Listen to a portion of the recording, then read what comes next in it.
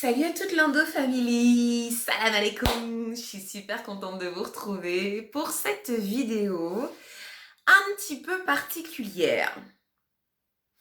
Toi, oui toi là, tu fais quoi de ton endo? Tu fais quoi de ton endo?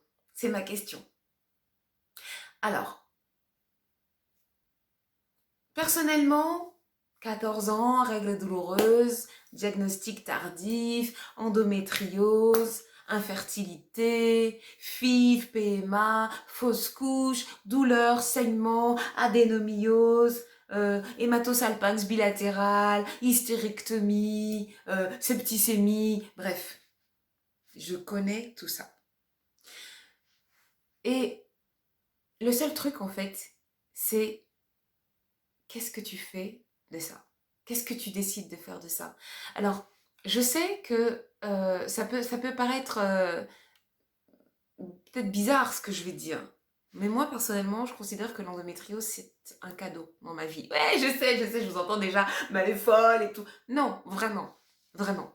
Parce que quand je regarde, j'ai 43 ans aujourd'hui, quand je regarde ce que l'endométriose a fait dans ma vie, je vais pas dire apporter, mais a fait en termes de mariage, de divorce, de souffrance, de... Ok. Mais donc, tout ce qu'elle m'a apporté dans la vie de négatif, entre guillemets, derrière, il y a eu une espèce de rebond, de résilience, de découverte de moi, de mes limites, de challenge. C'était... Aujourd'hui, franchement, je sais que si je suis ce que je suis aujourd'hui, en termes de caractère, de personnalité, de potentiel, juste de philosophie, c'est, et je vais pas dire à cause, c'est grâce à l'endométriose. L'endométriose m'a apporté euh, tellement de connaissances de moi, elle m'a tellement permis de me dépasser, elle m'a fait rencontrer la foi, vraiment, dans des moments où je me disais, mais laisse tomber, quoi, c'est pas la peine. C'est pas possible de souffrir comme ça, c'est juste inhumain. Qu'est-ce qui se passe? Pourquoi moi? D'accord. Euh, elle m'a permis de me questionner. Je me suis tellement questionnée sur la raison, la cause, le pourquoi, le comment, l'infertilité, la maladie, et pourquoi moi ça m'arrive et je suis infertile, et pourquoi je fais des FIV et ça marche pas. Et la terre entière est en train de pondre des gosses et moi j'y arrive pas. Jusqu'au moment où elle m'a aussi fait me questionner sur pourquoi je voulais être mère. Et alors là, je vous dis pas, j'ai découvert des trucs, mais voilà. Parce que je dis toujours que, en fait, la fertilité, ça te fait te poser des questions concrètes, genre, ok, j'en fais un deuxième quand, je l'allaite, ou bien je donne le biberon, je lui mets des couches normales ou des couches bio, voilà, c'est des questions pratiques. L'infertilité, à un moment, c'est-à-dire que à 20, 25, 30, 35, ça va. Quand tu commences à avoir 40, 45, tu commences à te poser des questions. Et là, forcément, si tu fais un peu d'introspection, tu finis par envisager ta vie sans enfant. Et donc, tu te demandes pourquoi tu voulais un enfant. Pourquoi tu veux un enfant? Pour qui? Pourquoi? La société, le poids, pour toi, par égoïsme, parce que tu veux un prolongement de toi et de ton chéri. Enfin, tu te poses 1 milliard de questions que si ça se trouve, les femmes qui ont des enfants comme ça se posent pas. Parce qu'il n'y a pas ce laps de temps où tu commences à cogiter, ah bon, qu'est-ce qui se passe? Non. Tu te maries, tu fais un enfant, un deuxième, un troisième. La question de et si j'étais pas mère ne se pose pas. D'accord? En tout cas en général. Donc, l'endométriose, elle m'a permis de me poser toutes ces questions. Mais elle m'a permis aussi de faire face à des difficultés, de faire face à des doutes, de faire face à des déceptions, de faire face à des peurs, de faire face à la douleur, c'est-à-dire la douleur pure, la douleur authentique, c'est, tu vois, l'huile essentielle de la douleur que tu mets comme ça là, c'est ça l'endométriose. Tout le temps, partout. Et donc elle m'a appris à être endurante, c'est-à-dire à te lever de ton lit, aller travailler alors que tu as mal. Et tu te rends compte que finalement ton échelle de supportation de la douleur, elle est tellement élevée. C'est-à-dire que tu as un seuil de résistance à la douleur qui est inouï. Moi, j'ai des clientes qui ont accouché et qui me disent, mais moi j'ai accouché sans péridurale, mais comme ça. Tellement, en fait, quand tu as des crises d'endo, tu t'es confronté à des crampes, des contractions, tu penses que tu vas mourir tellement t'as mal. Donc, tous ces moments-là, dans les hôpitaux, aux urgences, où tu arrives, tu es plié en deux, tu sais que tu vas devoir expliquer ton dossier médical. Mais madame, est-ce que machin, et que personne te comprend ou personne t'écoute. Moi, je vous parle de, encore maintenant, on en parle. Tu arrives à l'hôpital, il y a une chance sur 4 que la personne sache de quoi tu parles. Mais à l'époque, c'était pas comme ça.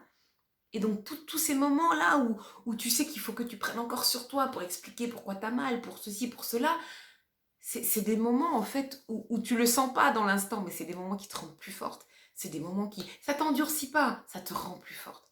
Et aujourd'hui, je me dis que c'est cette manière de voir les choses qui m'a pas éteinte. Parce que vraiment, l'endométriose aurait pu m'éteindre. Le fait de souffrir comme ça depuis l'âge de 14 ans, le fait de ne pas être maman, le fait d'être infertile, de devoir faire des FIV, le fait d'avoir des douleurs, d'avoir des saignements, de me vider de mon sang, d'avoir des caillots gros comme ça qui sortent de toi, tu te dis mais c'est pas possible, tu vois. Le fait de devoir avoir un calendrier qui est entièrement dépendant de ta maladie, de ton endo, de tes saignements, de est-ce que tu auras tes règles ou pas.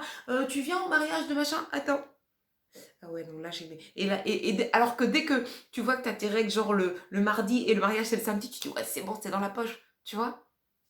Et tout ça, en fait, plus les interventions, plus l'année 2019 qui a été juste pas possible, ça, tu te dis, mais effectivement, effectivement, tout ça, si je suis encore là aujourd'hui, c'est que punaise, en termes de force mentale, en termes de positive attitude, en termes de foi, la go, elle est pas mal quand même.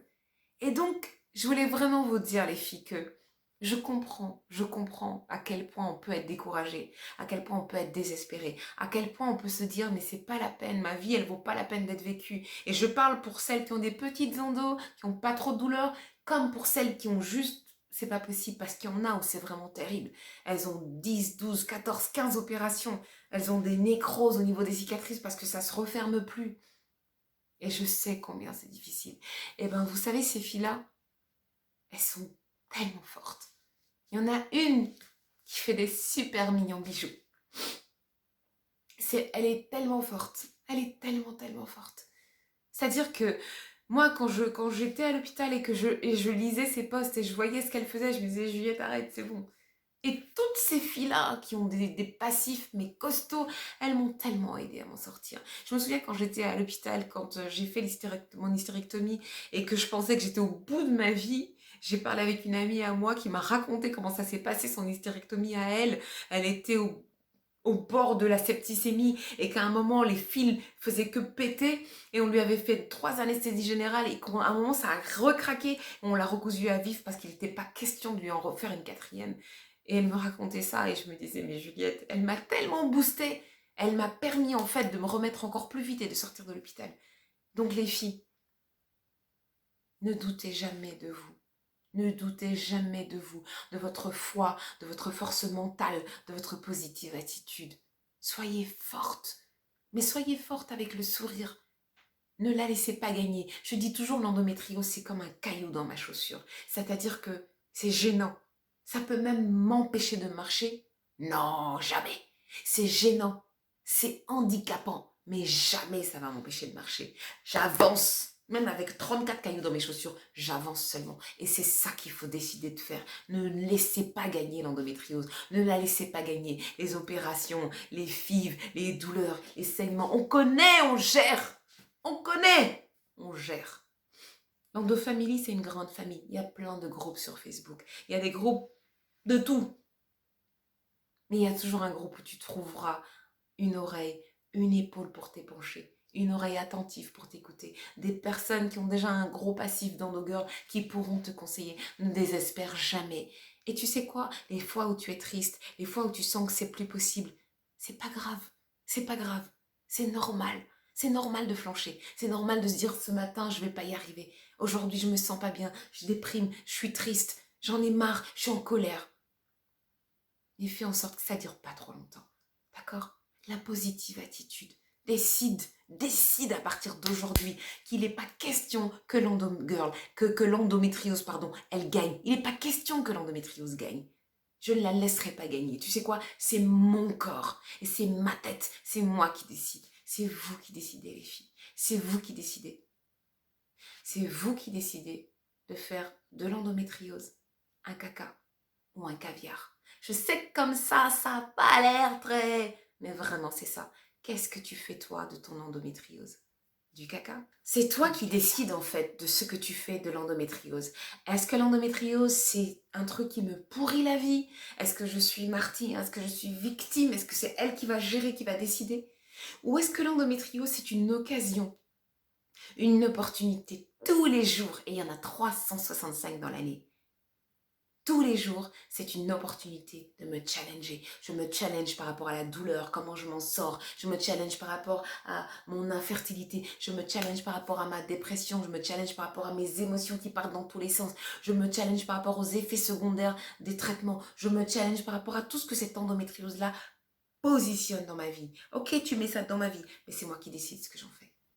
Je vous embrasse très fort, les filles.